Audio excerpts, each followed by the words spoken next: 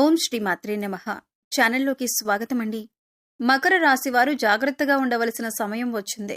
August 22వ తేదీ మీ జీవితంలో ప్రళయం రాబోతుంది. అయితే మీరు చేస్తున్న తప్పేంటి? ఎందుకు ఈ పరిస్థితి ఎదురవుతుంది?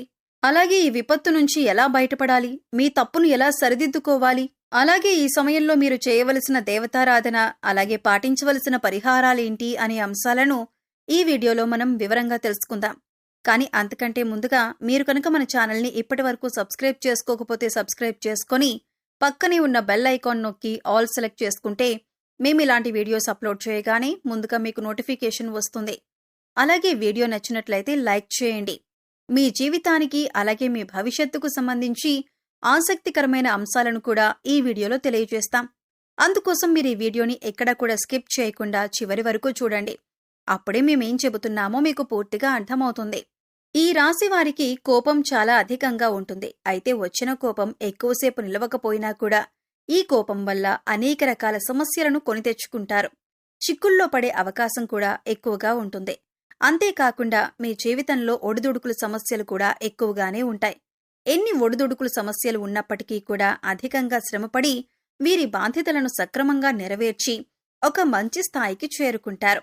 అనేక బాధ్యతలు మీరు నిర్వహించవలసిన పరిస్థితులు కూడా ఏర్పడతాయి. అయితే తమ బాధ్యతలు నెరవేర్చి ఒక మంచి స్థితికి చేరుకున్నా సరే మళ్లీ తిరిగి వీరికి సమస్యలు వీరిని వెతుక్కుంటూ వస్తాయి. ఇలా అనేక రకాల సమస్యలను వీరు ఎదుర్కొంటారు.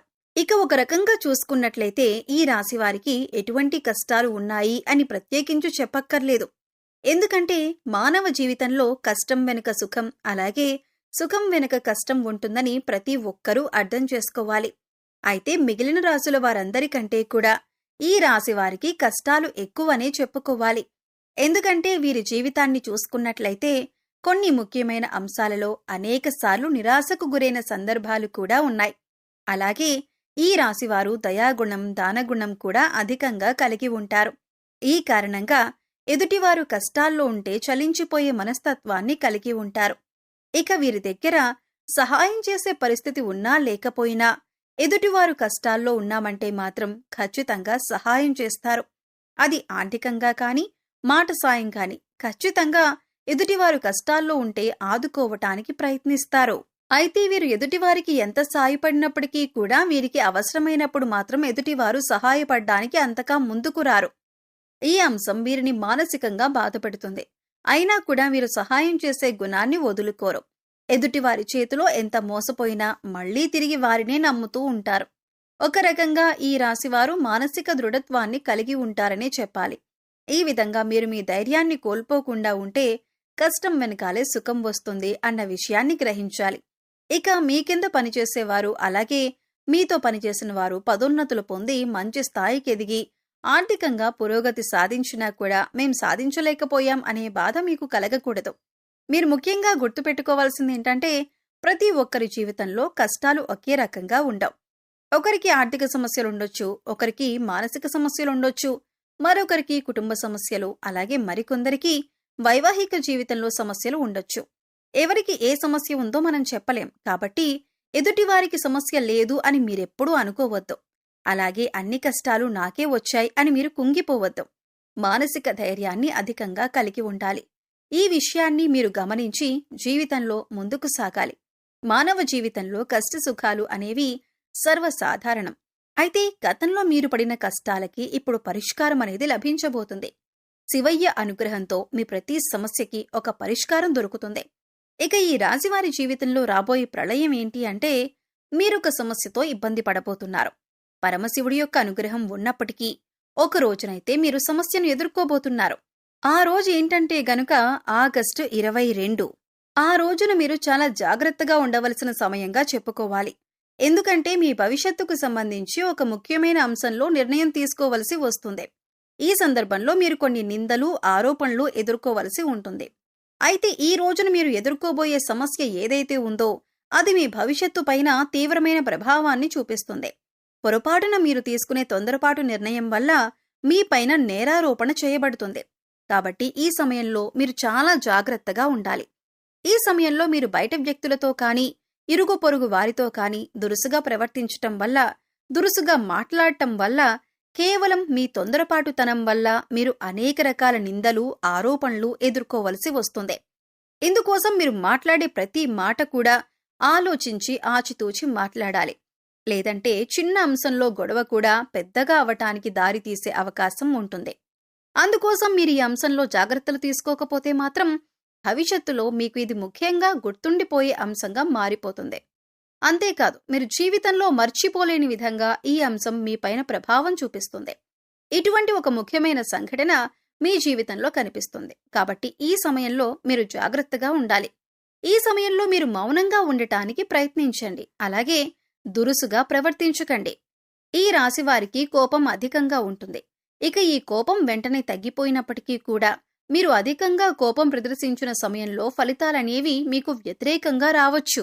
అప్పటికీ సమస్యలు మిమ్మల్ని చుట్టుముట్టవచ్చు. ఇక ముఖ్యంగా ఇటువంటి సమస్యల నుంచి బయటపడటానికి మీరు దురుసుతనం, అలాగే కఠినంగా మాట్లాడే స్వభావాన్ని తగ్గించుకోవాలి.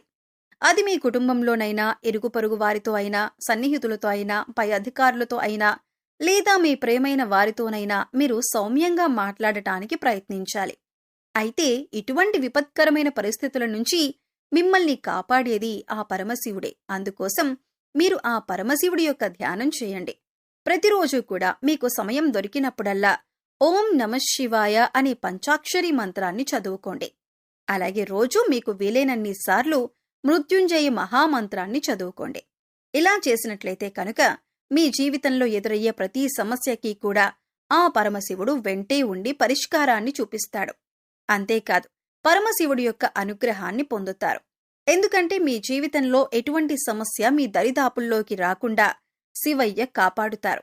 అంతేకాదు, శివుడికి నీళ్లతో అభిషేకం చేసినా సరే భోళాశంకరుడు చాలా సులువుగా మిమ్మల్ని అనుగ్రహిస్తాడు. అయితే ప్రతి సోమవారం కూడా శివాలయానికి వెళ్లి శివాలయంలో దీపారాధన చేయటానికి ప్రయత్నించండి.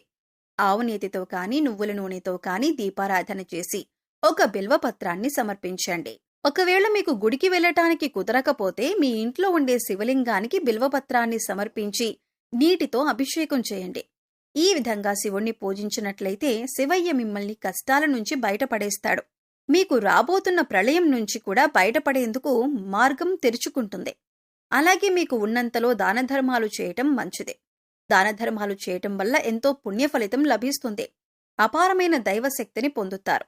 ఇక మిగిలిన అంశాలలో మీరు మిశ్రమమైన ఫలితాలు పొందబోతున్నారు. అయితే మీకుండే కోపం, మాట తీరు, అలాగే కఠినమైన స్వభావం కారణంగా ఈ సమస్య పెద్దదయ్యే అవకాశం ఉంది.